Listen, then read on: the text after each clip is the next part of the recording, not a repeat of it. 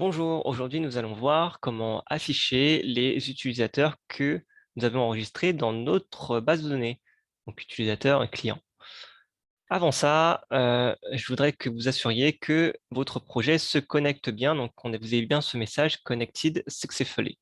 Une fois que c'est bon, vous allez pouvoir de nouveau vous reconnecter à votre PHP sur FreeSQL Database et arriver à ce niveau-là où nous en étions.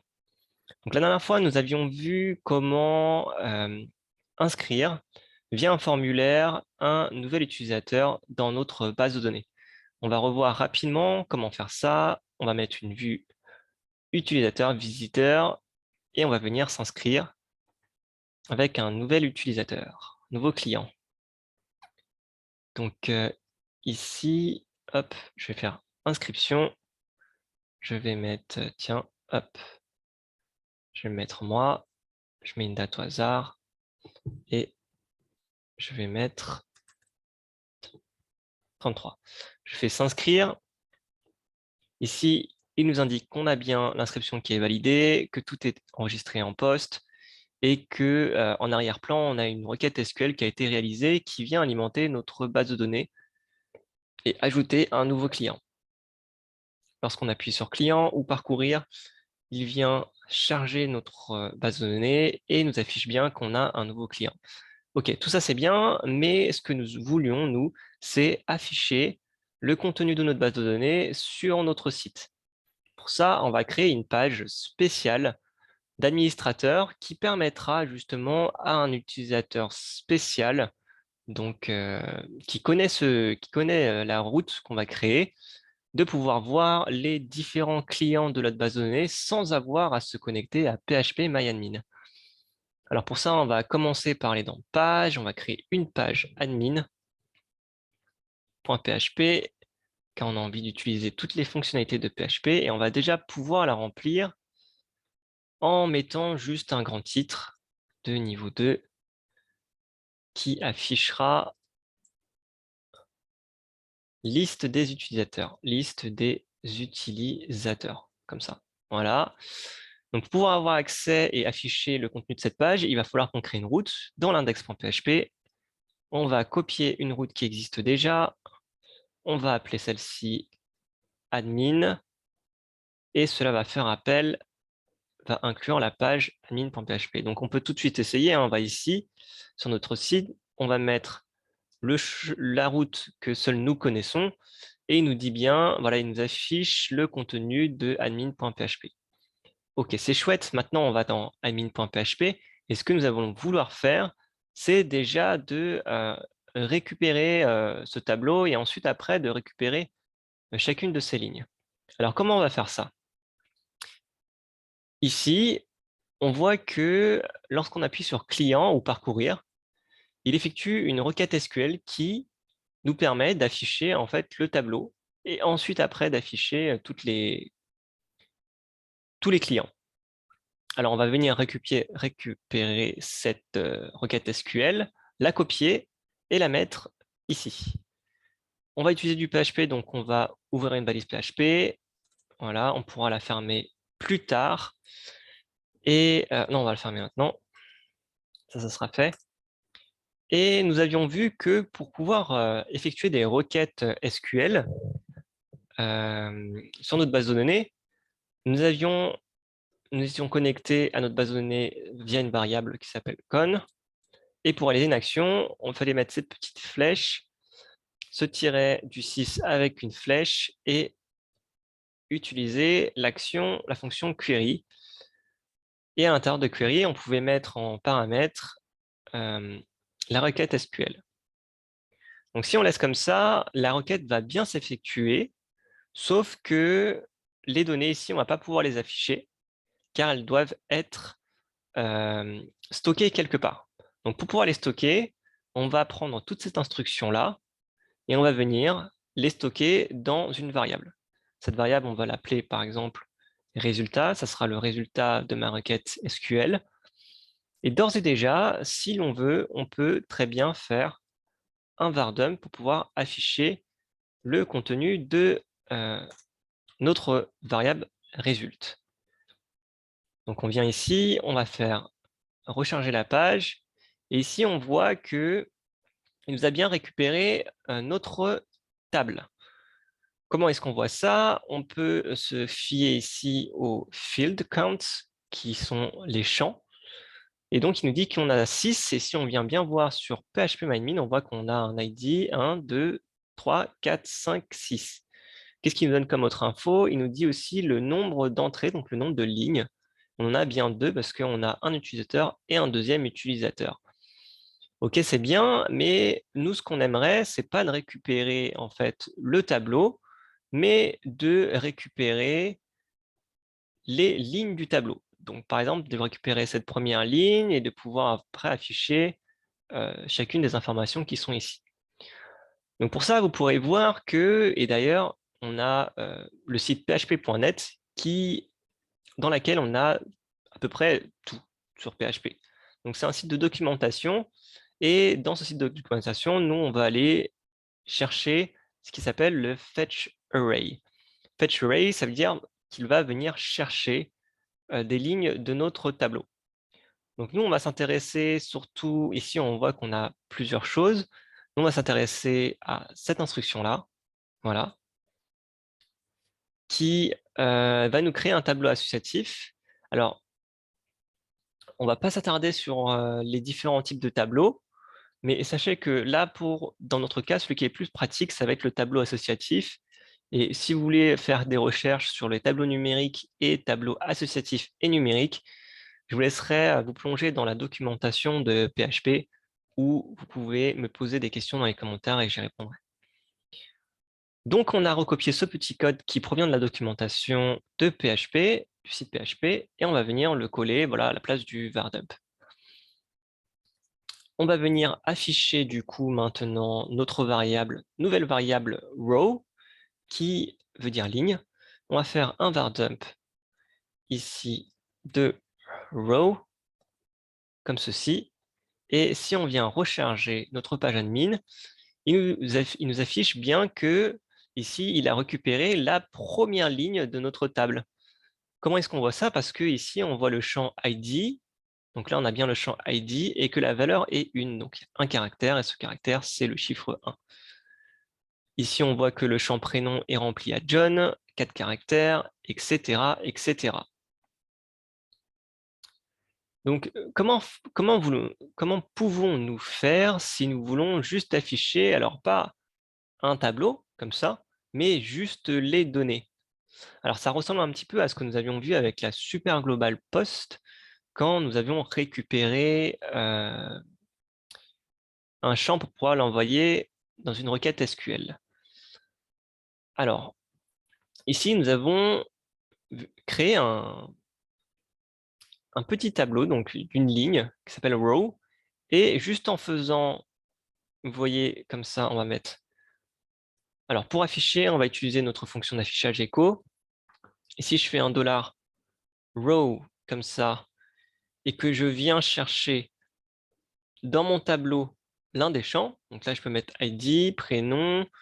Alors, qu'est-ce qui va nous intéresser? Allons, on va mettre email. Tiens, email, généralement, c'est assez spécifique par rapport au client. Et on va faire ça, un point virgule. Donc, on a fait un echo d'un champ de notre variable row, qui est un tableau associatif. Alors, on va faire recharger. Et ici, on voit qu'on a voilà, juste le mail du premier utilisateur. Donc, si on veut, on peut afficher plein de choses comme ça. Donc, echo. Après, on peut faire encore un deuxième echo, etc. OK, donc ce qu'on va voir, c'est comment on va venir combiner du HTML et du PHP. Pouvoir faire un affichage intéressant. Alors, ici, on va mettre, par exemple, en brut email de cette façon. Voilà, et on va venir ici faire un écho de PHP. Donc, ici, on va pouvoir mettre une balise PHP de cette façon. Voilà, et on va faire un écho comme ceci. Donc ça va permettre de combiner du coup du HTML et du PHP et nous permettre d'afficher toutes les informations. Donc on va essayer de mettre toutes les informations. Donc vous savez qu'on avait le prénom. Nous savions que nous avions le nom et on va essayer de reprendre tous les champs. Donc prénom, nom, date de naissance et le mot de passe. Tiens. Là, il nous reste encore 2 champs. On va même tout afficher, hein. On va mettre l'ID aussi. Comme ça sera fait. Ici, on avait date, naissance. Et ici, on avait MDP. C'est de voir si c'est bien écrit, email, date de naissance, etc., etc. On va tester comme ça. On va recharger notre site. Et ici, on voit que tout s'affiche en ligne parce qu'on a oublié de faire des sauts de ligne. Donc ici, on va pouvoir mettre DBR, des sauts de ligne, encore un saut de ligne, encore un saut de ligne, par ici, ici et ici. Voilà, on réactualise et ici, on voit bien qu'on a notre premier utilisateur. On va dire, vous me dites, c'est bien, ok, j'ai affiché un premier utilisateur, mais comment je fais si je veux afficher un deuxième utilisateur, donc l'utilisateur qui est juste après? Alors pour ça, ce qu'il faut savoir, c'est qu'est-ce que cela a fait? Qu'est-ce que cette instruction-là a fait? En fait, cette instruction-là, elle a pris, elle a exécuté une fois, vient chercher une ligne dans le tableau, ici. Donc si je si je reproduis cette instruction, de nouveau, il va venir rechercher une nouvelle ligne. Donc il va chercher la deuxième ligne. Pour ça, je vais venir réouvrir une balise PHP, pouvoir faire l'instruction PHP. Voilà. Et je vais pouvoir de nouveau afficher, réaliser une combinaison de HTML et de PHP. Voilà. Ici, si on avait voulu, on aurait pu mettre tout ça dans des balises P, paragraphe. Mais ici, j'ai choisi de faire un affichage un peu simplifié, on va dire. Donc ici, on va tester. Voilà, on va faire de nouveau. Et ici, on voit qu'on a le deuxième utilisateur. On va dire, OK, c'est bien, mais imaginons que j'ai encore un nouvel utilisateur. Donc là, on va essayer. On va inscrire une nouvelle personne. On va faire un John 33, Do 33. Ici, on met une date au hasard. Et on va mettre 24 et lui, on va mettre 33 pour qu'il n'y ait pas de doublon sur notre site. On fait s'inscrire, il nous dit que l'inscription est bien validée, etc. Si on va retourner sur notre admin, on n'a que 2 utilisateurs, mais dans notre base de données, nous en avons un nouveau qui va bientôt arriver.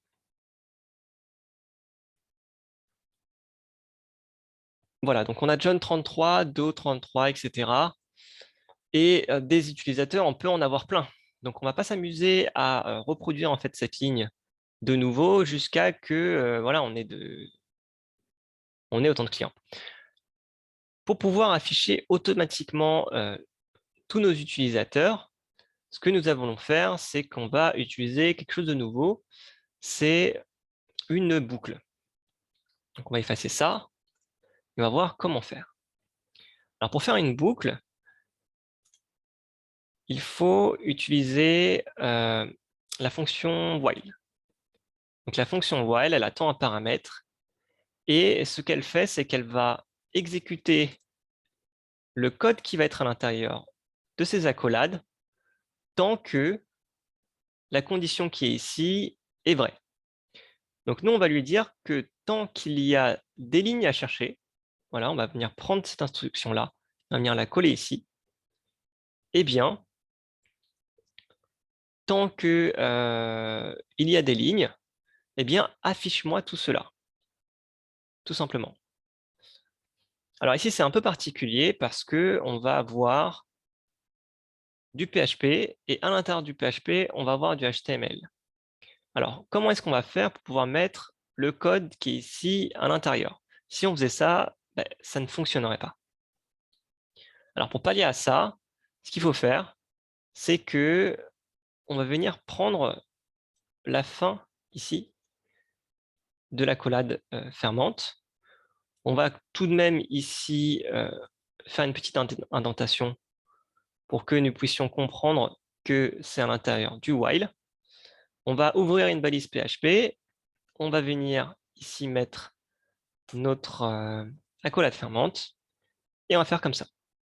Donc on va tester. On fait admin. Ici, on voit qu'on a bien tous nos utilisateurs. Si on veut, on peut ajouter une petite ligne qui va séparer chacun de nos utilisateurs. Donc, c'est une balise HR, il me semble, voilà, qui permet de créer une ligne. Voilà.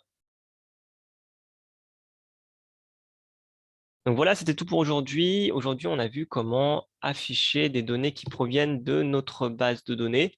Alors, il y a des choses un petit peu particulières. C'est surtout, il faut se familiariser avec, dans un fichier PHP, comment combiner ici du HTML avec du PHP.